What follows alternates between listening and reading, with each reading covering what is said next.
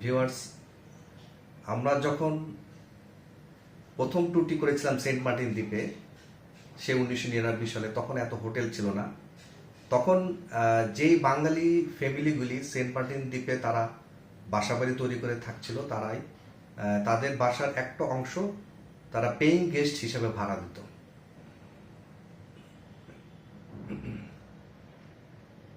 আমার মনে পড়ে যে আমরা সব স্টুডেন্টরা সেই পেইং গেস্ট হিসাবে ওখানকার স্থানীয় যারা ছিল তাদের বাসায় উঠেছিলাম, সেখানে রাত্রি যাপন করেছি।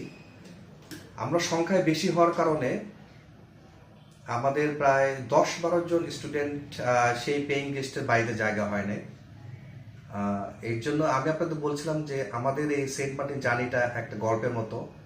সেটা এখন গল্পের মতো কেন সেটা আমি আপনাদেরকে এখন বলছি। আপনাদের আমাদের সময়ের প্রিয় রাইটার হিসেবে অবশ্যই আপনারা হুমায়ুন আহমেদের নাম বলবেন। হুমায়ুন আহমেদ ছিল আমাদের সময় সবার একজন জনপ্রিয় লেখক। আমরা সবাই হুমায়ুন আহমেদের বই পড়তে পছন্দ করি। তখন সমসাময়িক সময়ে হুমায়ুন আহমেদ সেন্ট মার্টিনে তার সমুদ্র বিলাস বাড়িটি করেছিলেন।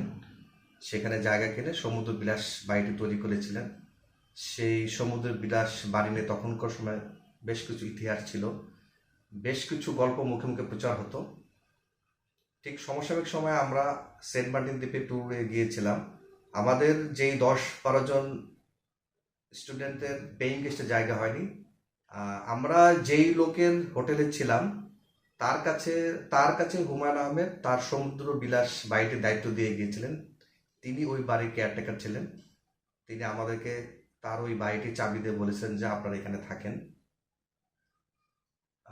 আমি বলবো যে আমাদের সৌভাগ্য হয়েছিল হুমায়ুন আহমেদের সেই ঐতিহাসিক সমুদ্র বিলাস বাড়িতে রাত্রি যাপনের।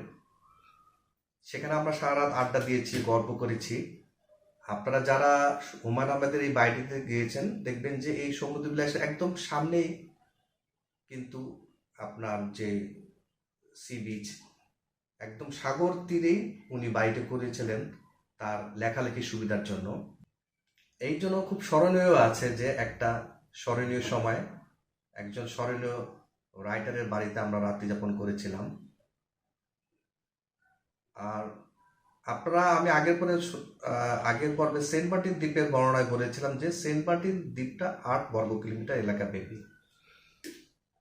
আমাদের খেয়াল আছে যে আমরা রাত্রেবেলা আমাদের স্যারকে নিয়ে যথারীতি, আমাদের প্রভুর স্যার একটু ইয়াং প্রকৃতির ছিলেন, মানসিকভাবে খুব সাহসী ছিলেন।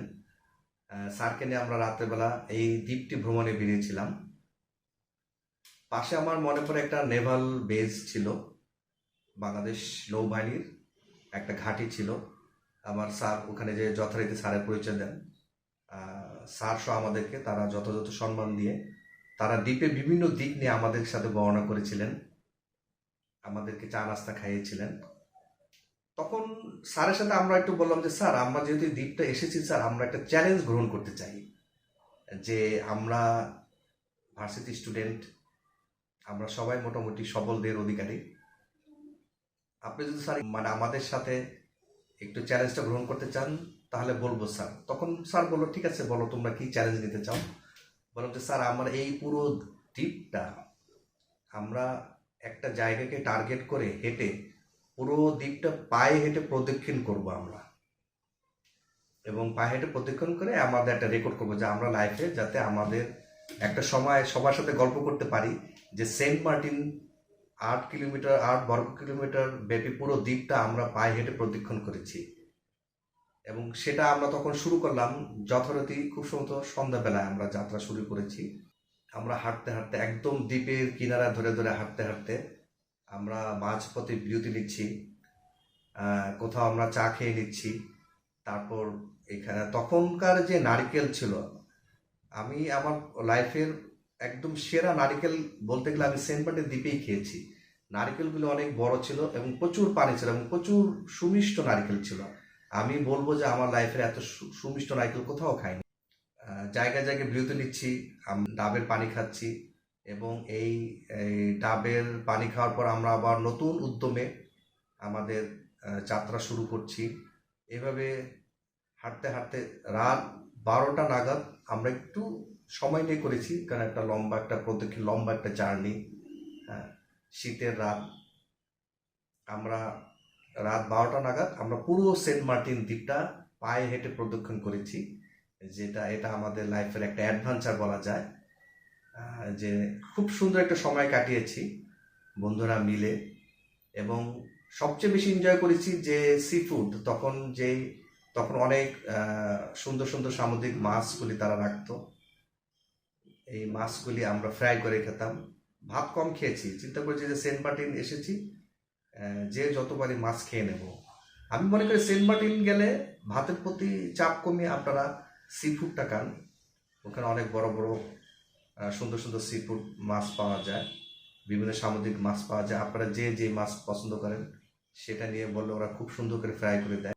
আপনারা মাছ ফ্রাই খেয়ে আপনারা যে মাছের যে একটা সেন্ট মার্টিনের ওরা মাছ ধরে এনে ওরা সাথে সাথেই আপনারা হোটেলে নিয়ে আসতেছে, জেলেরা সাথে সাথেই মাছ এনে, তাজা মাছ এনে হোটেলে দিচ্ছে এবং সাথে সাথে আপনি অর্ডার দিয়ে ফ্রাই করে খেতে পারেন। সেন্ট মার্টিনে মাছ ফ্রাই করে খাওয়ার একটা অন্যরকম স্বাদ, একটা অন্যরকম অনুভূতি আপনারা নিতে পারেন। হ্যালো ভিউয়ার্স, আজকে এই পর্যন্তই। সেন্ট মার্টিন নিয়ে আরও গল্প থাকবে।